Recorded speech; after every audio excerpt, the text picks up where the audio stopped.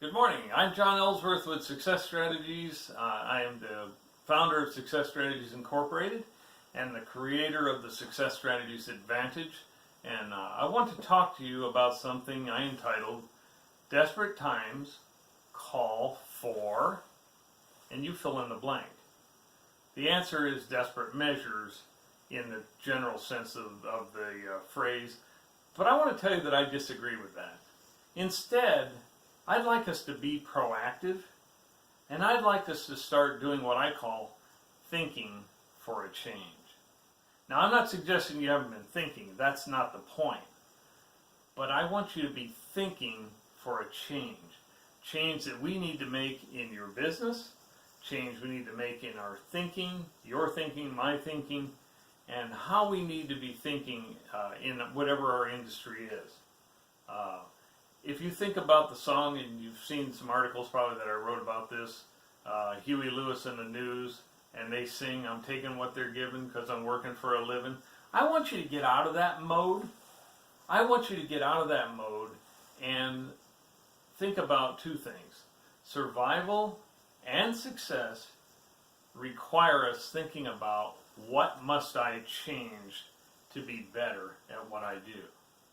And I'm going through the same process in my own business, and frankly, I'm excited about it because while I was reluctant to make some of these changes, I'm telling you that the efficiencies and the cost savings have been tremendous, and it's helping our overall profitability, and that's really what I want to focus on for you.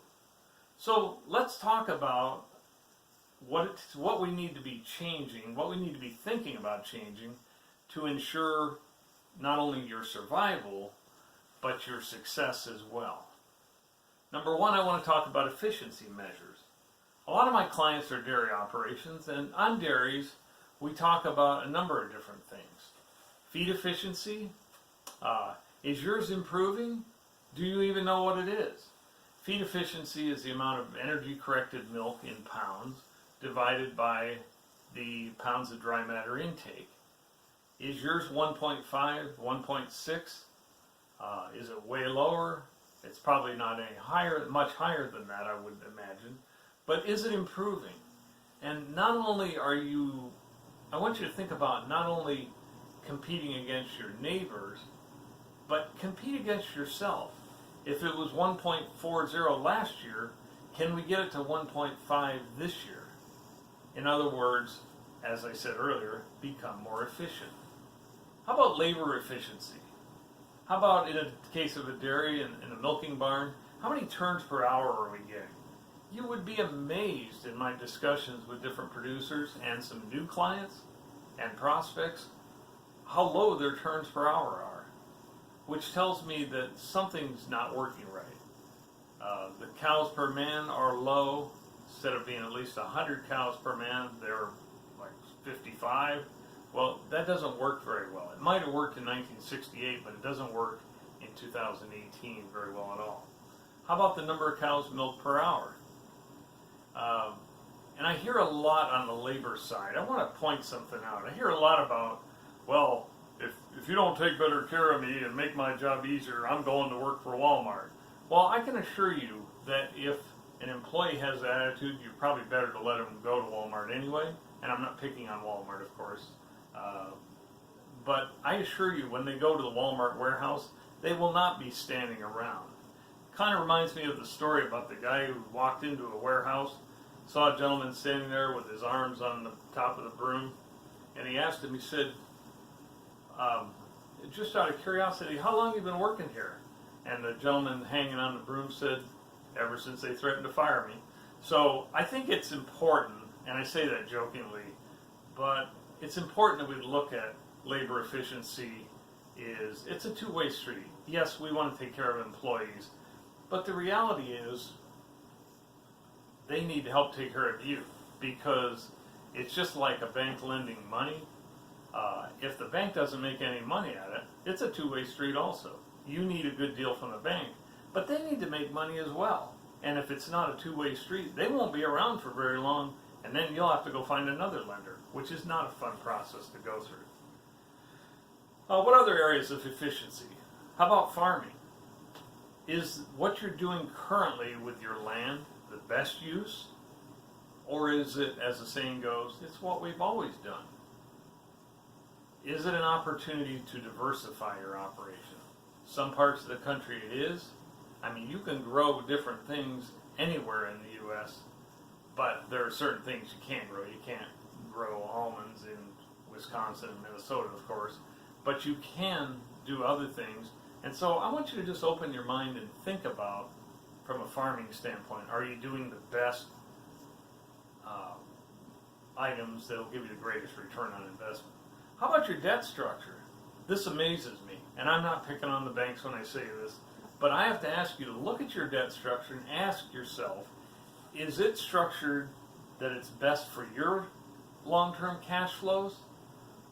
Or is it best for someone in a lending position to make a quick exit? Because sometimes I think it's the latter, and I don't know that it was necessarily intentional, but I think it's created by limited thinking and not thinking out of the box. Because it's amazing to me, some changes I've recommended with clients over the last 20 years that has just tremendously boosted their cash flow, or their bottom line net cash flow is what I should say. So if you want to discuss this sometime, contact me. You can go to our website, successstrategies.com, with a hyphen in the middle of it. You can reach me through that. There's many ways you can reach me. But let's talk about some other what must I do items. How about facility constraints? We talked earlier in the dairy about the number of turns per hour in the milk barn. This is critical. How about trying some different things, like milking fresh cows 3 times per day for the first 21 days. Or, I'm sorry, I said that wrong. It should have been 4 times per day for the first 21 days.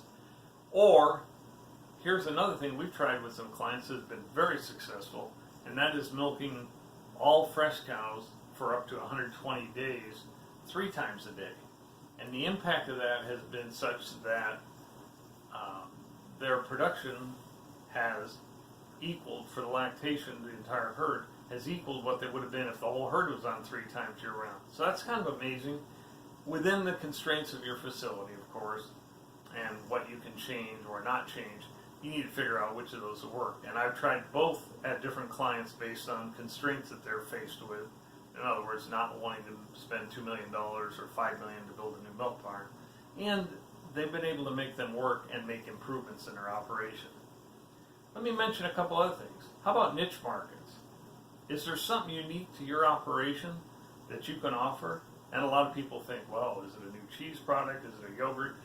Those are all possibilities, of course. Those are expensive to bring into light. But are they any more expensive than losing $200,000 a year or $500,000 a year, year after year after year? I don't know that they are. In fact, the long-term gain may far surpass the short-term gain, pain. So the long-term gain could greatly outweigh the short-term pain. That was easy for me to say, wasn't it? Anyway, so niche markets are another thing. And finally, can you diversify? Is there some potential return on investment in your operation that you're overlooking? What's the potential ROI, the return on investment for these these items of diversification? And as you consider these, I want you to think about something. Putting these off, pushing them into the future is not the answer. You know the best time to plant an oak tree? The answer to that is 20 years ago. But the second best time is today.